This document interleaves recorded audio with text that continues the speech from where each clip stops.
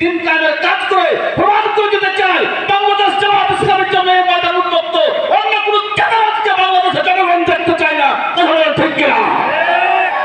আসলে আমরা ময়দানে আমার যোগ্যতা দক্ষতা দিয়ে প্রমাণ করে দেব ইসলাম শ্রেষ্ঠ, আমরা ইসলামের কর্মী। ইসলাম ছাড়া অন্য কিছু থাকতে পারে? আল্লাহ পাক আমাদেরকে কবুল করুন। এটুকু বলে আমি শেষ করছি। আলহামদুলিল্লাহি রাব্বিল আলামিন। আসসালামু আলাইকুম ওয়া রাহমাতুল্লাহি ওয়া বারাকাতুহু।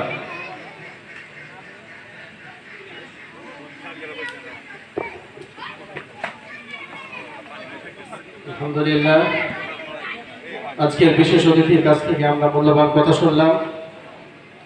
এ পর্যায়ে